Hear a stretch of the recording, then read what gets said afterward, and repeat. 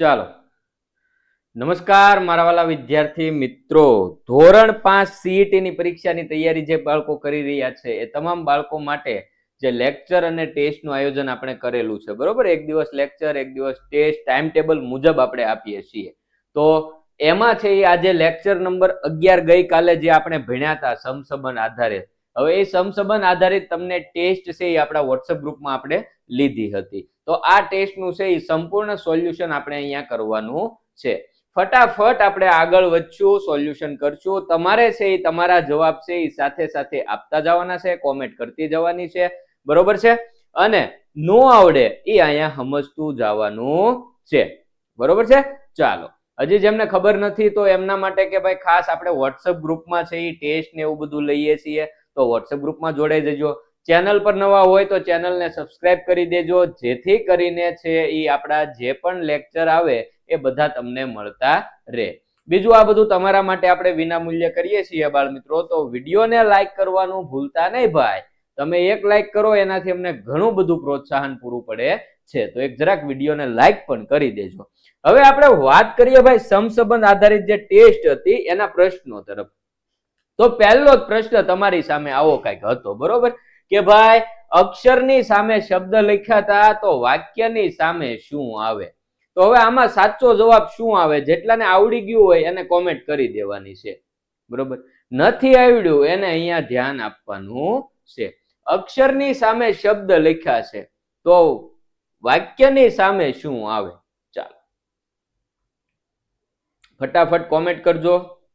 તો અહીંયા છે એ તમારે પહેલા તો પહેલી જોડ, આ પહેલી જોડ કહેવાય, આ પહેલી જોડ થઈ. આ પહેલી જોડમાં સંબંધ શું છે એ પહેલા તમારે વિચારવાનું છે કે અક્ષરની સામે શબ્દ શા માટે લખ્યા છે. અક્ષરની સામે શબ્દ શા માટે લખ્યું છે. તો તમે અહીંયા વિચારશો કે ભાઈ અક્ષર, આ બધા અક્ષર જે છે, માનો કે મારે કમળ લખવું છે, હું પહેલા ક લખીશ. તો જો આ એક મેં મૂળાક્ષર લખ્યો, હું લખ્યું મૂળાક્ષર લખ્યો. હજી હું બીજો મૂળાક્ષર લખું, હજી હું ત્રીજો મૂળાક્ષર લખું. તો આમ મૂળાક્ષર ભેગા થતા મને છેલ્લે શું મળ્યું, શબ્દ મળી ગયો. જો કમળ એક આખો શબ્દ મને મળી ગયો. તો અહીંયા મને એવી લાઈટ થઈ કે અક્ષરો ભેગા થઈને શબ્દ બનાવે છે. અક્ષરો ભેગા થઈને શબ્દ બનાવે છે. તો હવે આપણને અહીંયા આપ્યું છે વાક્ય. તો હવે આપણે એવી બીજી જોડ બનાવવાની છે. તો કે ભાઈ વાક્યો ભેગા થઈને શું બનાવશે. માનો કે તમે તમારો પરિચય લખો છો કે ભાઈ તમારું નામ ફલાણા ભાઈ છે, તમે ફલાણા ગામમાં રહો છો. બે વાક્ય છે, બરોબર. તમે ફલાણા ગામની આ શાળામાં અભ્યાસ કરો છો, તમે આ ધોરણમાં અભ્યાસ કરી રહ્યા છો. તો આવા 3-4 વાક્યો તમે એક સાથે લખો તો એને આપણે શું કહીએ, શું કહેવાય એને, એને ફકરો કહેવાય. શું કહેવાય, ફકરો કહેવાય. તો વાક્યો ભેગા મળીને શું બનશે, ફકરો બનશે. રેવડી સમજાય છે, લાઈટ થતી જાય છે. તો આગળ વધતા જઈશું. ચાલો, એના પછીનો પ્રશ્ન, પાસની સામે નાપાસ લખ્યું છે તો ઉપરની સામે શું આવશે. થોડુંક અહીંયા તમે વિચારો ને એટલે જવાબ આવી ગયો.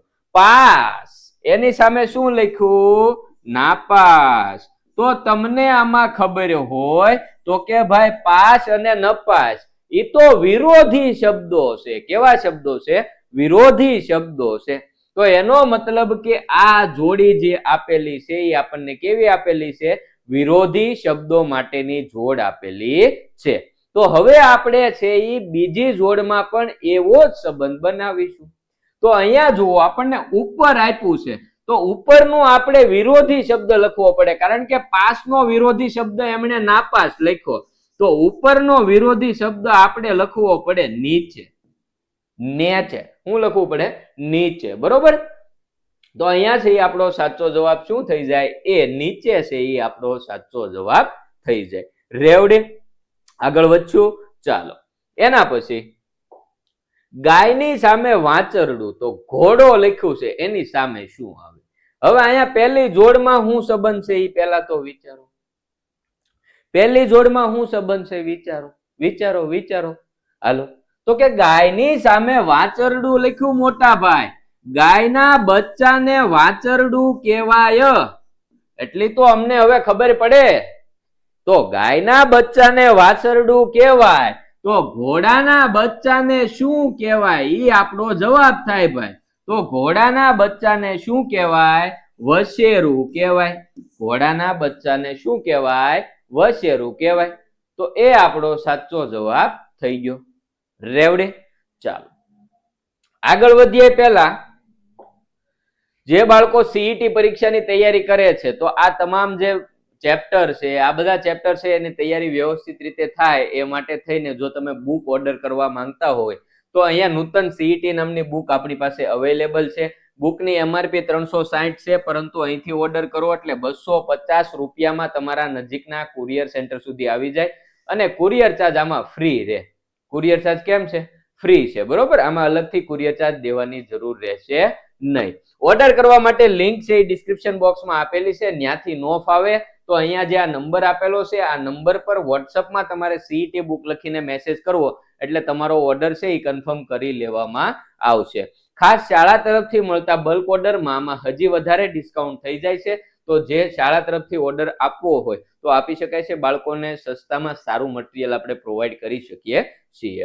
ખાસ આપણે ગ્રુપની વાત કરી હતી તો જેમણે ગ્રુપમાં જોડાવાનું બાકી હોય તો ગ્રુપમાં ટેસ્ટ ને આ બધું પીડીએફ સ્વરૂપે આપણા વોટ્સએપ ગ્રુપમાં આવે છે. તો ગ્રુપમાં જોડાવા માટેની લિંક ડિસ્ક્રિપ્શન બોક્સમાં આપેલી છે. ત્યાંથી નો ફાવે તો આ નંબર છે, આ નંબર પર વોટ્સએપમાં હાઈ કરીને મેસેજ કરશો તો પણ તમને ઓટોમેટિક ગ્રુપમાં જોડાવા માટેની લિંક મળી જશે. હાલો ભાઈ પ્રશ્નો તરફ આગળ વધીએ. મહારાષ્ટ્રની સામે મુંબઈ લખ્યું છે તો ગુજરાતની સામે શું આવશે? જો અહીંયા તમને આવું ન આપ્યું હોય, ઘણી વખત આવું આપ્યું હોય કે જે રીતે મહારાષ્ટ્રનો સંબંધ છે એ મુંબઈ સાથે છે એ જ રીતે ગુજરાતનો સંબંધ કોની સાથે છે? આમ વાક્ય પણ આપી દીધું હોય તો ત્યાં માથું નહીં ખંજવાળવાનું, એ સમસંબંધ જ થયો, બરોબર. તો મુંબઈ મહારાષ્ટ્રનો સંબંધ મુંબઈ સાથે છે કે ભાઈ મહારાષ્ટ્ર છે, મુંબઈ છે એ મહારાષ્ટ્રમાં આવેલું એક સિટી છે એવું આપણે વિચારીએ. હાલો પહેલા પગથિયે કે ભાઈ મુંબઈ છે એ મહારાષ્ટ્રમાં આવેલું સિટી છે, અથવા તો કે ભાઈ અહીંયા રાજ્ય લખ્યું ને અહીંયા એનું સિટી એક નામ લખ્યું તો અહીંયા ગુજરાત રાજ્ય લખ્યું તો આપણે એના સિટીનું નામ લખીએ.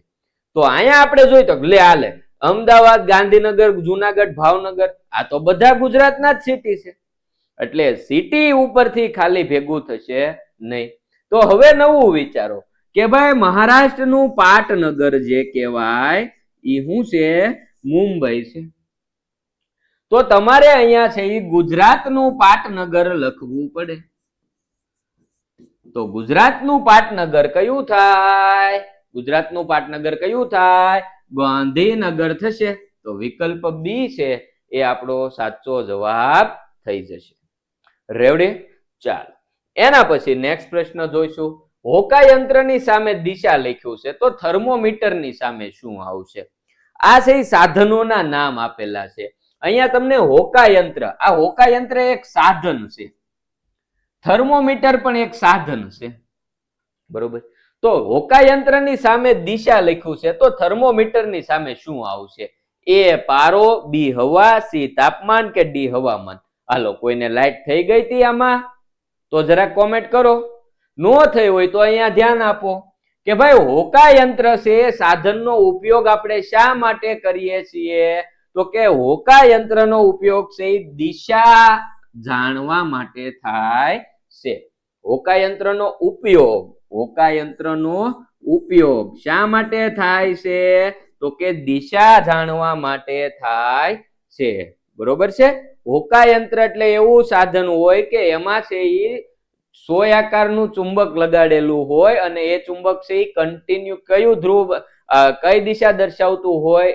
ઉત્તર દિશા છે એ આપણને કન્ટિન્યુ દર્શાવતું હોય એને હોકાયંત્ર કહેવાય, બરોબર. તો હોકાયંત્ર છે એ દિશા જાણવા માટે વપરાય. તો થર્મોમીટર છે એ શું જાણવા માટે વપરાય? અરે મારા ભાઈ થર્મોમીટર તાપમાન જાણવા માટે વપરાય છે. તો અહીંયા આપણો જવાબ વિકલ્પ સી છે એ સાચો થઈ ગયો. રેડી. ચાલો એના પછીનો પ્રશ્ન. વિમાનની સામે પાયલોટ લખ્યું છે તો બસની સામે શું આવશે? વિમાનની સામે પાયલોટ લખ્યું તો બસની સામે શું આવશે? એ મુસાફર, બી કંડક્ટર, સી ડ્રાઈવર કે ડી સ્ટેશન? કેજો જરાક જવાબ આલો મારા વાલા. વિમાનની સામે પાયલોટ લખ્યું. પહેલા તો પહેલી જોડમાં પકડો કે ભાઈ વિમાનની સામે પાયલોટ શા માટે લખ્યું? તો કે વિમાન કોણ ચલાવે ભાઈ? વિમાન કોણ ઉડાવે?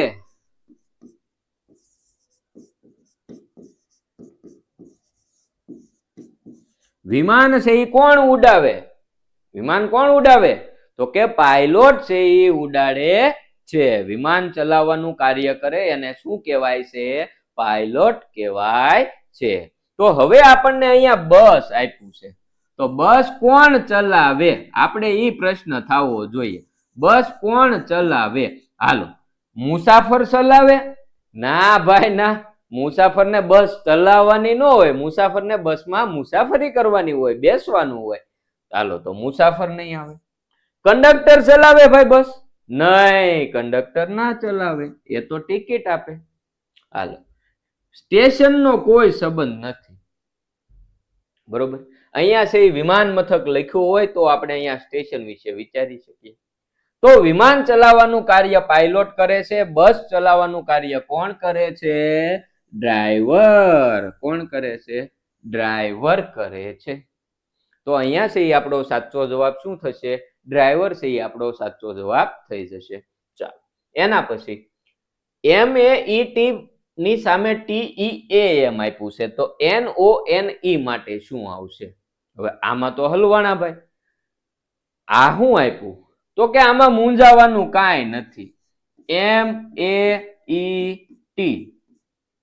હાલ, આમાં કેટલાને લાઈટ થઈ? કેટલાને લાઈટ થઈ હતી? નો થઈ હોય તો ભાઈ શરમાવાનું નહીં, કહી દેવાનું.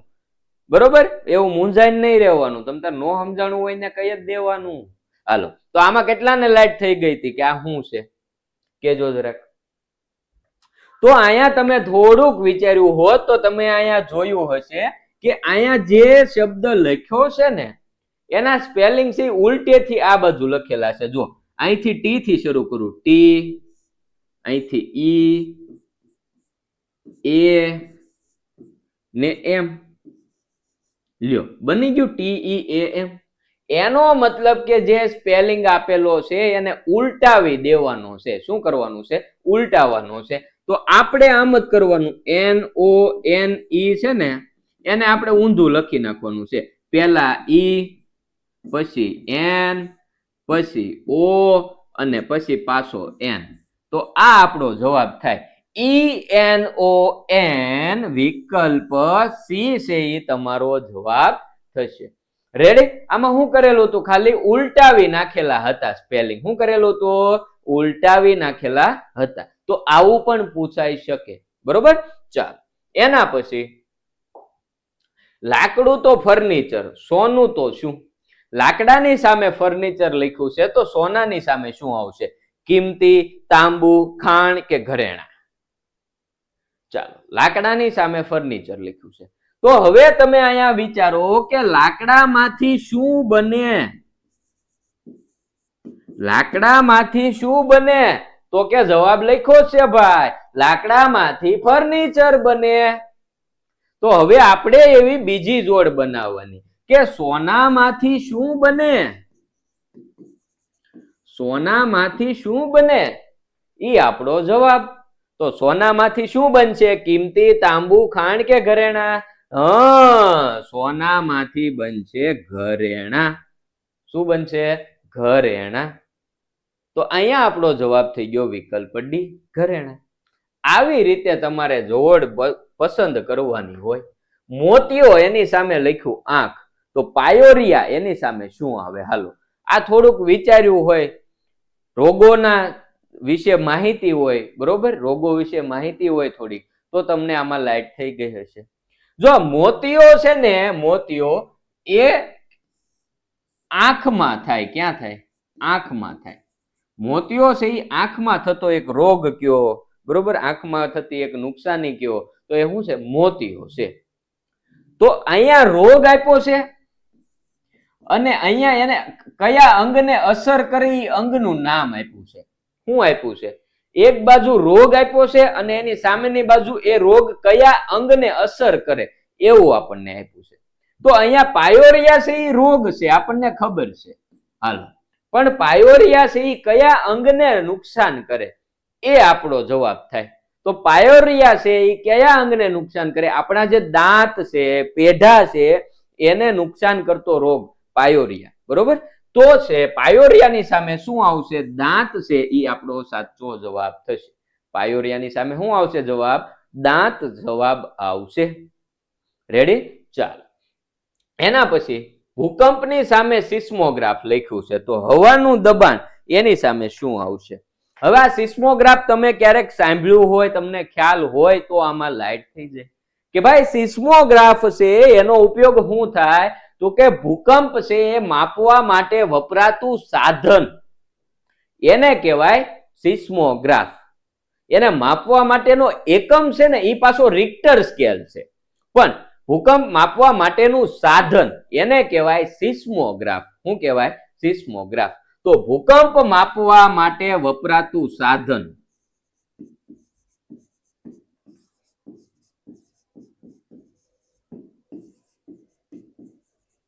એનું નામ શું છે ભાઈ? સિસ્મોગ્રાફ છે. શું છે? સિસ્મોગ્રાફ છે. તો હવાનું દબાણ માપવા માટે વપરાતું સાધન, હવાનું દબાણ માપવા માટે વપરાતું સાધન આમાંથી કયું છે? ચાલો જુઓ તો આ લેક્ટોમીટર છે ને એ દૂધની ઘનતા માપવા માટે વપરાતું સાધન. ડેરીએ ગયા હશો ઘણી વખત, કોઈ ગામડાના વિદ્યાર્થી હોય, દૂધ ભરવા જાતા હોય ડેરીએ, તો એમને ખબર હશે ત્યાં દૂધ કેટલા ફેટ આવ્યા એવું પૂછે, ખબર? તો એ માપન છે એ લેક્ટોમીટર થી થાય. થર્મોમીટર તો કે તાપમાન માપવા માટે વપરાય છે. સ્પીડોમીટર નામ વાંચો તો જ ખબર પડી જાય. સ્પીડોમીટર તો કે ગતિ માપવા માટે વપરાતું હશે. વધુ બેરોમીટર, તો આ બેરોમીટર છે એ હવાનું દબાણ માપવા માટે વપરાય છે. બરોબર? તો અહીંયા છે એ ભૂકંપ માપવા માટેનું સાધન લખેલું હતું, તો આપણે હવાનું દબાણ માપવા માટેના સાધનનું નામ છે એ લખવાનું હતું. રેડી? ચાલો, એના પછી નેક્સ્ટ પ્રશ્ન. ભારતની સામે રૂપિયો લખ્યું છે, તો બાંગ્લાદેશની સામે શું આવશે? તો આ દેશ અને એના નાણાં, ચલણી નાણાં વિશે લખેલું છે. બુકમાં વ્યવસ્થિત આપેલું છે બધું, એ બધું વધારાની માહિતી નથી, વાંચી લેવાની છે. બરોબર? આમાંથી પ્રશ્નો પૂછાઈ શકે. ચાલો, ભારતની સામે રૂપિયો, તો કે ભારતનું જે ભાઈ ચલણી નાણું છે એનું નામ શું છે? રૂપિયો છે. શું છે? રૂપિયો છે. તો બાંગ્લાદેશનું ચલણી નાણું શું છે? ડોલર, ટકા, દિનાર કે યેન? આપણે છે એ કોઈ વસ્તુ લેવા જાવી હોય, ભારતમાં આપણે રહીએ છીએ, આપણે ભારતમાં દુકાનેથી કોઈ વસ્તુ લેવા જાવી હોય તો આપણે ત્યાં કોઈ વસ્તુ લઈએ છીએ દુકાનેથી, તો એ દુકાનેથી વસ્તુ લીધી એના બદલામાં આપણે દુકાનદારને શું આપીશું? રૂપિયા આપીશું. શું આપીશું? રૂપિયા આપીશું. બાંગ્લાદેશ છે, તો બાંગ્લાદેશનું ચલણી નાણું શું છે? આવડે છે ભાઈ? શું છે? બાંગ્લાદેશનું ચલણી નાણું છે એ ટકા છે. શું છે? ટકા છે. એટલે કે તમારે બાંગ્લાદેશમાં કોઈ વસ્તુ તમે લીધી છે તો તમારે એ વસ્તુના બદલે દુકાનદારને સામે શું આપવાનું હોય? ટકા આપવાના હોય. ટકા એટલે કઈ 2-3 જણા ટકા ગોતીને દઈ આવો ને એ આપી દો એમ નહીં. એના જે રૂપિયા, આપણે કેમ રૂપિયા જે નોટું છે એને રૂપિયા કહેવાય, એમ એનું જે નાણું છે એને ટકા કહેવાય. ત્યાં પછી 3-4 ટકા ભેગા કરીને જાઓ, આની બદલે મને 5 ચોકલેટ આપી દો, એમ નહીં. બરોબર? પણ એના ચલણી નાણાંનું નામ શું છે? ટકા છે. ડન છે? ચાલો, એના પછી નેક્સ્ટ. ત્રિકોણની સામે 180 અંશ લખ્યું છે, તો ચોરસની સામે શું આવશે? હાલો વિચારો.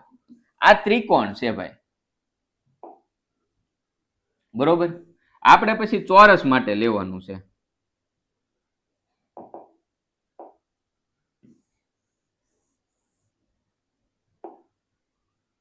ત્રિકોણ માટે આપણને આપ્યું 180 અંશ, તો ચોરસ માટે શું આવે એ આપણે જવાબ દેવાનો છે.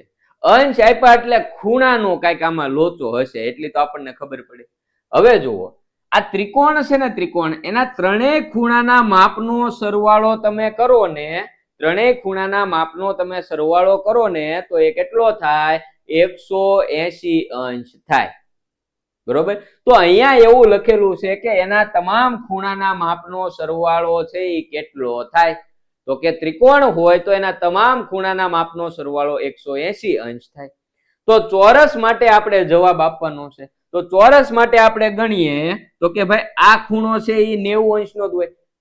ચોરસના ચારે ચાર ખૂણા કાટખૂણા હોય ભાઈ.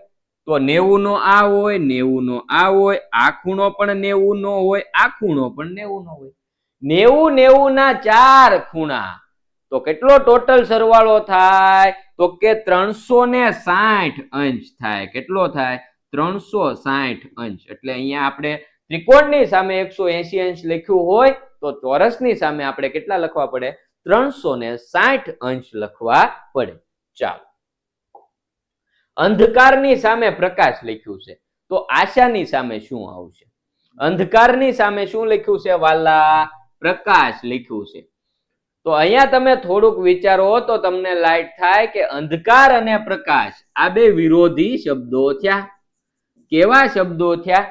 વિરોધી શબ્દો થયા. બરોબર. પ્રકાશ હોય તો અંધકાર નો હોય, અંધકાર હોય ત્યાં પ્રકાશ નો હોય. એકબીજા સાથે જામતું નથી. બરોબર. તો એ જ રીતે આશા છે તો આશાનો વિરોધી શબ્દ આપણે લખવાનો હોય. તો આશાનો વિરોધી શબ્દ કયો થાય? તો કે આશાનો વિરોધી શબ્દ થશે નિરાશા. શું થશે? નિરાશા થશે. એટલે વિકલ્પ બી છે એ આમાં તમારો સાચો જવાબ હતો. ડન. ચાલો, એના પછી સૂર્યની સામે ભાનુ લખ્યું છે તો ચંદ્રની સામે શું આવે? સૂર્યની સામે ભાનુ લખ્યું છે તો ચંદ્રની સામે શું આવે? તો સમાનાર્થી શબ્દો પાકા કર્યા હોય, આપણે વાંચ્યા હોય તો આપણને ખબર હોય કે ભાઈ સૂર્યનો સમાનાર્થી શબ્દ ભાનુ છે. આ ભાનુ છે ને એ સૂર્યનો સમાનાર્થી શબ્દ છે. તો આપણે ચંદ્રની સામે એનો સમાનાર્થી શબ્દ લખવાનો છે. ચંદ્રની સામે પણ શું લખવાનું છે? સમાનાર્થી શબ્દ લખવાનો છે. તો ચંદ્રનો સમાનાર્થી શબ્દ આમાંથી કયો છે? શશી, રવિ, દિવાકર કે પછી પવન? તો કે ચંદ્રનો સમાનાર્થી શબ્દ કયો થશે? શશી થશે. શું થશે? શશી. શશીનો અર્થ થશે ચંદ્ર. બરોબર. તો અહીંયા છે એ તમારો સાચો જવાબ શું આવશે? વિકલ્પ એ. એના પછી નેક્સ્ટ પ્રશ્ન, કેળાની સામે ડઝન લખ્યું છે તો કાગળની સામે શું આવશે? કેળાની સામે શું લખ્યું ભાઈ? ડઝન લખ્યું. તો એ સંબંધ પ્રમાણે આપણે છે એ કાગળની સામે શું લખશું? તો હવે તમે જ્યારે માર્કેટમાં ક્યારે પપ્પા સાથે ગયા હો કે મમ્મી સાથે ગયા હો તો તમને ખ્યાલ હશે, અથવા તો તમે કેળા મગાવ્યા હોય કોઈ સાથે, બરોબર, અથવા વાલી છે આપણા પપ્પા છે કોઈ સાથે મગાવતા હોય, ક્યારેક વાત સાંભળી હોય તો આપણને ખબર હોય જો કેળા છે ને એમ નો કે 5 કિલો કેળા લેતા આવજો કે 4 કિલો કેળા લેતા આવજો, એવું સાંભળ્યું ક્યારે? એવું ન હોય. કેળા છે એ મોટા ભાગે કઈ રીતે મપાય તો કે ડઝન કેળા લેતા આવજો અથવા તો કે અડધો ડઝન કેળા લાવજો. બરોબર. તો આ ડઝન છે એ એના માપન માટેનો એક એકમ થઈ ગયો કે ભાઈ કેળાનું માપન, આપણે કેળા કેટલા કેળા છે એ જાણવું હોય તો એના માટે પ્રચલિત એકમ કયો હોય તો કે ડઝન હોય કે ભાઈ ડઝન કેળા લાવજો. બરોબર. કોઈ એમ કે અડધો ડઝન કેળા લાવજો તો એનો મતલબ 6 કેળા લાવવાની કીધું છે. બરોબર. તો કેળાનું માપન છે એ કરવા માટે થઈને આપણે શું વાપરીએ છીએ માપન માટે? તો કે ડઝન શબ્દ વાપરીએ. શું વાપરીએ? ડઝન શબ્દ વાપરીએ. તો એ જ રીતે જે આપણે કાગળ, જે પેજ આવે છે પેજ, બરોબર, આપણા પુસ્તક છે એના પેજ હોય, પેજ, એ પેજ માપવા માટે પ્રચલિત એ બોલાય શું કે ભાઈ કિલો પેપર લાવજો એવું બોલાય? તો કે નહીં. મીટર, 1 મીટર જેટલો કાગળ લાવજો એમ કહેવાય? તો કે નહીં. થોકડી લેતા આવજો એમ કહેવાય કે ભાઈ કાંઈ તમારી રીતે થોકડી કરતા આવજો ને? એમ નો કહેવાય. કાગળનું માપન છે એ ખરેખર કઈ રીતે થાય તો કે રીમ ઉપર થાય. શેના ઉપર થાય? રીમ ઉપર થાય. જે માર્કેટ હોય કાગળની એની એમાં આ શબ્દ પ્રચલિત હોય કે 1 રીમ કાગળ જોશે કે 2 રીમ કાગળ જોશે, આ બુક બનાવવી છે તો કે આમાં કેટલા રીમ કાગળ જોશે, આવો શબ્દ ત્યાં વપરાય છે. બરોબર. તો અહીંયા છે એ કાગળની સામે શું જવાબ આવશે? રીમ છે એ તમારો સાચો જવાબ થશે. રેડી? ચાલો, તો અહીંયા છે એ તમારા 15 જે MCQ હતા એનું સંપૂર્ણ સોલ્યુશન છે એ આપણે કરી લીધું છે. જે આવડ્યું હોય એમને અભિનંદન, નથી આવડ્યું તો અહીંથી તમે શીખી ગયા હશો. છતાં પણ કઈ ક્વેરી હોય તો તમે કોમેન્ટ કરી શકો છો. વોટ્સઅપ ગ્રુપમાં જે બાળકોને જોડાવાનું બાકી છે ગ્રુપમાં જોડાઈ જજો, કારણ કે આપણી તમામ ટેસ્ટ ને એ બધું PDF સ્વરૂપે આપણા વોટ્સઅપ ગ્રુપમાં આવે છે. વોટ્સઅપ ગ્રુપમાં જોડાવા માટેની લિંક ડિસ્ક્રિપ્શન બોક્સમાંથી મળી જશે. ત્યાંથી ન ફાવે તો આ નંબર છે, આ નંબર પર વોટ્સઅપમાં હાય કરીને મેસેજ કરશો એટલે ઓટોમેટિક ગ્રુપમાં જોડાવા માટેની લિંક તમને મળી જશે. ત્યાંથી વોટ્સઅપ ગ્રુપમાં જોડાઈ જવાનું છે. ડન છે? તો વોટ્સઅપ ગ્રુપમાં જોડાઈ જજો. ચેનલ સબસ્ક્રાઇબ કરવાની બાકી હોય તો ચેનલને સબસ્ક્રાઇબ કરી દેજો, વિડીયોને લાઈક કરી દેજો. તમારા મિત્રો કોઈ હોય તમારી સાથે અભ્યાસ કરતા હોય એને પણ ફ્રીમાં તૈયારી કરવી હોય તો એમને આપણો વિડીયો શેર કરજો. ફરી પાછા ટાઈમ ટેબલ મુજબ જે લેક્ચર આવતો હશે એ લેક્ચરમાં ભેગા થઈશું. ત્યાં સુધી હાલ હવે આપણે રજા લઈએ. ખૂબ ખૂબ આભાર.